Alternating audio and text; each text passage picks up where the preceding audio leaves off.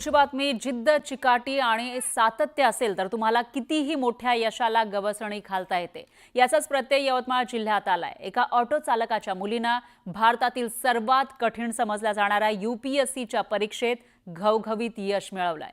पाहूया त्यावरचा हा रिपोर्ट. ऑटो चालकाच्या मुलीचा UPSC मध्ये डंका.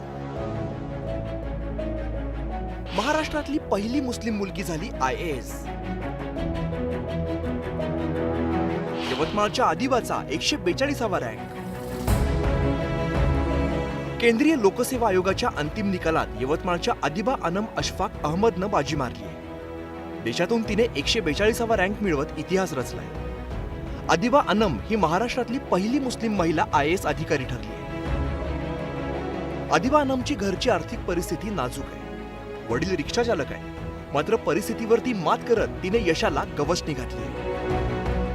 मेरी ये जो पूरी जर्नी रही है उसमें बहुत सारे उतार चढ़ाव रहे हैं, लेकिन जो है मेरी फैमिली का सपोर्ट बहुत ज़्यादा इसमें रहा है, स्पेशली मेरे पेरेंट्स का.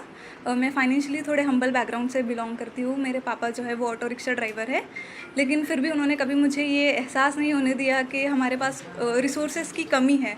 उन्होंने हमेशा मुझे सपोर्ट किया है. याआधी तिने 2 वेळा प्रयत्न केले होते, मात्र अगदी शेवटच्या क्षणी अवघ्या काही मार्क्सच्या फरकाने संधी हुकली. मात्र अपयशानं न खचता तिसऱ्या प्रयत्नात यश मिळवलं. मेरे पेरेंट्स ने मुझे हमेशा बहुत ज़्यादा सपोर्ट किया है, तो आपको कभी अपने सपने का जो है वो छोड़ नहीं देना चाहिए. उसके लिए हमेशा कोशिश करती रहनी चाहिए. आप में खुद में वो जज्बा होना चाहिए कि आप उस अपॉर्चुनिटी को एक्सप्लॉइट कर पाए और उससे सीख पाए. आदिवाच्या या प्रेरणादायी यशामुळे अनेक विद्यार्थी मुलींना प्रेरणा मिळणार आहे.